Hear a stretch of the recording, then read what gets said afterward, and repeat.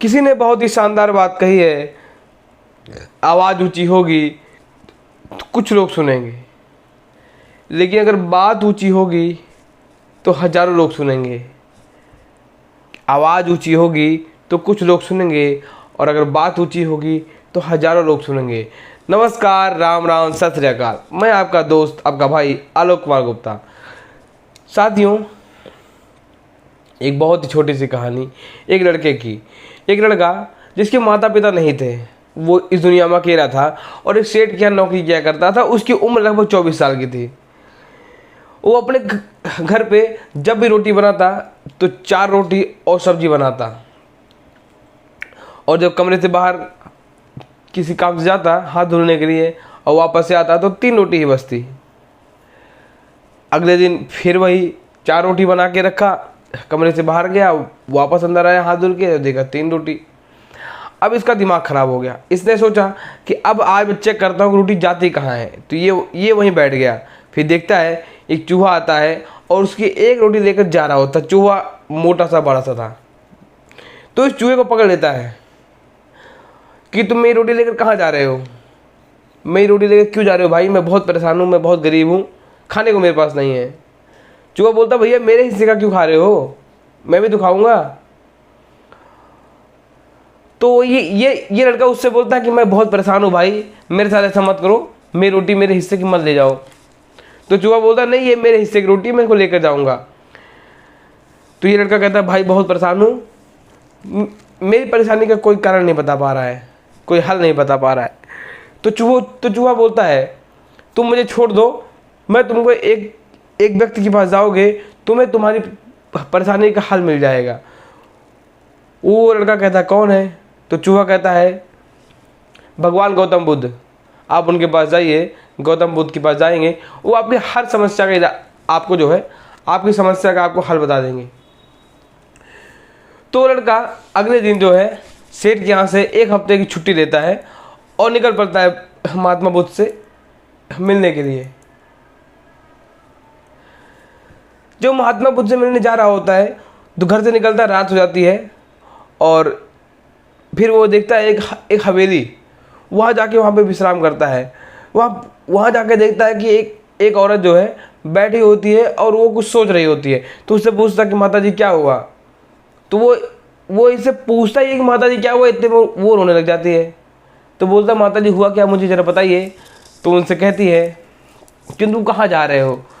तो बोलता है कि मैं महात्मा बुद्ध से मिलने जा रहा हूँ, मेरे कुछ प्रश्न हैं, मैं उनका उत्तर लेने जा रहा हूँ। तो ये कहती हैं कि आप जा रहे हैं महात्मा बुद्ध के पास, तो आप मेरे एक सवाल का जवाब लेकर आइएगा। तो बोलते हैं, क्या सवाल है? तो उनसे कहती हैं कि महात्मा बुद्ध से पूछना कि ये मेरी बेटी 20 साल की हो गई है, ये कब बोलना शुरू करेगी, ये बोलती नहीं है, और इसको देख के मैं हमेशा जो है चिंतित रहती हूँ कि इसका क्या होगा। तो इतना बोलकर सो जाता है। अगली सुबह निकल देता है। फिर थोड़ा आगे पहुँचता है, पहाड़ पार करते हुए, तो देखता है एक पहाड़ पे एक जादूगर बैठा होता है। वो इससे पूछता, ओ भाई, ये जादूगर से पूछता, भाई यहाँ से मेरे को महात्मा बुद्ध के पास जाना है, कैसे जाऊँगा? तो जादूगर बोलता है, भाई यहाँ से बहुत लंबा पहाड़ है, आप जा नहीं पाएंगे, लेकिन आप जा रहे हैं तो आप महात्मा बुद्ध से मेरे एक सवाल का जवाब लेकर आइएगा और मैं आपको झट से भी पार करा देता हूँ, पूरा पहाड़ आपको पार करवा देता हूँ। बोले ठीक है, आपका प्रश्न क्या है? तो प्रश्न उससे बोलते हैं कि महात्मा बुद्ध से पूछ कराना कि मैं यहाँ 1000 साल से तपस्या कर रहा हूँ, मुझे स्वर्ग कब मिलेगा, मुझे स्वर्ग की प्राप्ति कब होगी? तो बोलता ठीक है, मैं पूछ कराऊँगा। और जादूगर ने छड़ी घुमाई और ये एक मैदान पहुँच जाता है, एक मैदानी इलाके पहुँच जाता है, इसको वहीं ड्रॉप कर देता है। अब वहाँ से थोड़ा आगे बढ़ता है तो देखता है बहुत विशालकाय नदी होती है। अब वो नदी को पार करे तो करे कैसे? एक समस्या और आगे सामने खड़ी हो गई। तो वहाँ पे खड़ा हुआ मन ही मन सोच रहा था कि इसको पार कैसे करूँ। इतने में को एक कछुआ दिखता है। कछुआ बहुत ही बड़ा होता है। तो कछुए से कहते हैं, कछुआ भाई जरा आप मुझे ये नदी पार करवा देंगे क्या? तो कछुआ बोलता है बिल्कुल, लेकिन आप जा कहाँ रहे हैं? तो ये लड़का बोलता है कि मैं महात्मा बुद्ध से मिलने जा रहा हूँ, उनके दर्शन करने उनके आश्रम जा रहा हूँ। तो कछुआ कहता है कि आप महात्मा बुद्ध के पास जा रहे हैं, आप मेरे एक प्रश्न का उत्तर लेकर आइएगा। तो ये पूछता है क्या प्रश्न है। तो कछुआ कहता है कि महात्मा बुद्ध से कहना, मैं यहाँ 500 साल से इस नदी में रह रहा हूँ, इस नदी की रक्षा कर रहा हूँ, इस नदी में अपनी सेवा दे रहा हूँ मैं, आप उनसे पूछ कर आना कि मैं ड्रैगन कब बनूंगा। तो बोलता ठीक है। ये उस नदी के पार इसको पहुंचा देता है। एक रात चलता है, महात्मा बुद्ध के पास पहुंच जाता है। जब महात्मा बुद्ध के पास पहुंचता है उनके आश्रम में, देखता है वहाँ प्रवचन चल रहा होता है, तो जाके चुपचाप बैठ जाता है। और जैसे ही प्रवचन का जब समय समाप्त होता है तो महात्मा बुद्ध बोलते हैं कि जिस किसी को भी प्रश्न पूछना है वो एक एक करके प्रश्न पूछे, लेकिन शर्त एक है कि वो एक बार में सिर्फ 3 ही प्रश्न पूछ सकता है, उससे ज़्यादा नहीं, नॉट मोर देन 3 क्वेश्चंस। तो बोलता ठीक है। अब ये सब लोग प्रश्न पूछ रहे होते हैं। अभी लड़के का नंबर आता है। अब धर्म संकट में पड़ जाता है कि 3 सवाल मैं कैसे पूछूं और कौन कौन सवाल पूछूं, कौन सवाल को हटा दूं। तो इसके दिमाग में सबसे पहले वो औरत आती है, हवेली वाली, कि जो बहुत ही रो रही होती है अपनी बेटी को लेकर। वो बहुत ही चिंतित होती है कि ये कब बोलेगी। तो बोलता नहीं, इसका सवाल तो पूछना ही पड़ेगा। फिर उसके बाद आता है जादूगर के बारे में सोचता है। जादूगर के बारे में सोचता है, वो 1000 साल से वहाँ तपस्या कर रहा है, उसका भी ज़रूरी है पूछना, उसका नहीं काट सकता। फिर कछुए पे आता है। वो सोचता है कि कछुए ने क्या बोला था कि 500 वर्ष से यहाँ तपस्या कर रहा हूँ, कि मुझे मुक्ति कब मिलेगी, मैं ड्रैगन कब बनूंगा। अब ये धर्मशंकर पड़ जाता है। फिर इसके मन में एक प्रश्न आता है, चलो ठीक है, मैं तो अच्छा खासा कमा ही रहा हूँ, थोड़ा और मेहनत करूँगा और बढ़िया कमा लूँगा, खा लूँगा। लेकिन इन तीनों का प्रश्न पूछा बहुत ही आवश्यक है, क्योंकि ये तीनों बहुत ही परेशान है। चलो मैं तो इंसान थोड़ा मेहनत करूँगा, 2 पैसे कमा रहा हूँ, थोड़ा और मेहनत करूँगा, मैं अच्छे से कमा खा लूँगा। तो ये अपने प्रश्नों का त्याग करता है और उनके प्रश्न पूछता है। और पहला प्रश्न पूछता है कि एक महिला है जिनकी बेटी 20 साल की है और वो बोल नहीं पाती है, वो कब बोलना शुरू करेगी महात्मा बुद्ध। तो महात्मा बुद्ध कहते हैं कि उनसे कहना कि उनकी बेटी की शादी करवा दें, जिस दिन उनकी बेटी की शादी होगी वो बोलना शुरू कर देगी। फिर दूसरा प्रश्न का नंबर आता है। तो ये लड़का कहता है महात्मा बुद्ध से, महात्मा जी, एक जादूगर 1000 साल से तपस्या कर रहा है, 1000 साल से तपस्या कर रहा है, वो उसको स्वर्ग की प्राप्ति कब होगी, वो उसको कब मोक्ष मिलेगा। तो उनसे कहते हैं महात्मा बुद्ध उस लड़के से कि जाके उनसे कह देना कि जिस दिन वो अपनी जादू की छड़ी छोड़ देंगे उस दिन उनको स्वर्ग की प्राप्ति हो जाएगी। बोला ठीक है।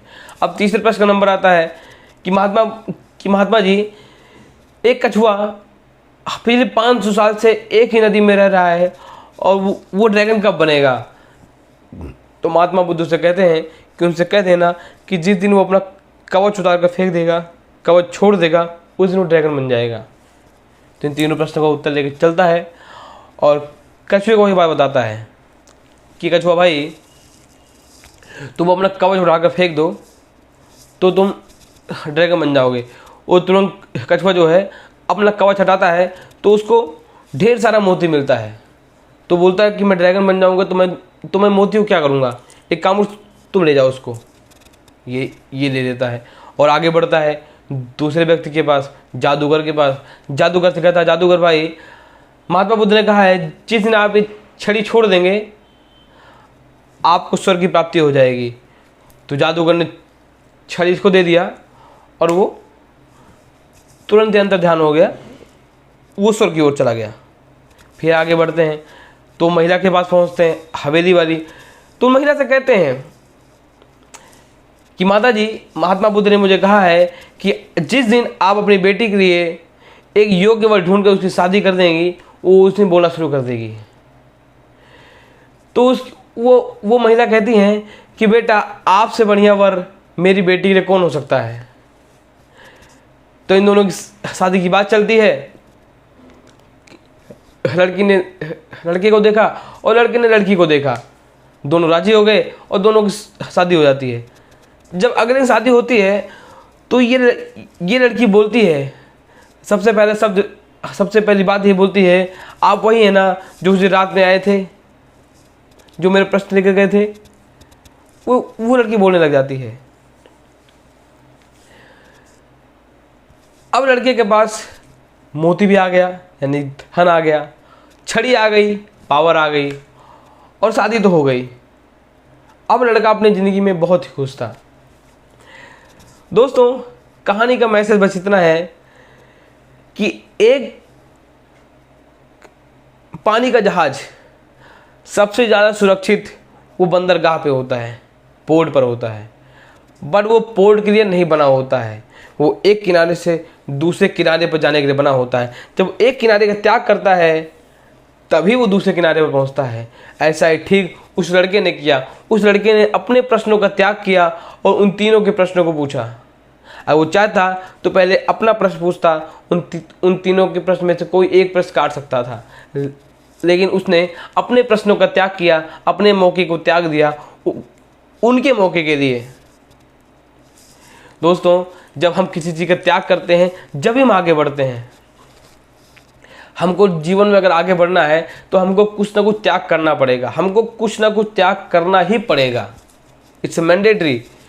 अगर आपको अच्छा व्यक्ति बनना है तो आपको आलस को त्यागना पड़ेगा, बुरी आदतों को त्यागना पड़ेगा, आपको नींद को त्यागना पड़ेगा, सुबह जल्दी उठना पड़ेगा, आपको अच्छी हैबिट को फॉलो करना पड़ेगा और पुरानी हैबिट्स को त्यागना पड़ेगा। तो मोरल ऑफ द स्टोरी यही है कि अगर आपको लाइफ में आगे बढ़ना है, आप कुछ ना कुछ त्याग करना ही पड़ेगा, क्योंकि जब आप त्याग नहीं करेंगे तो आप नई चीज़ों को कैसे अचीव कर पाएंगे।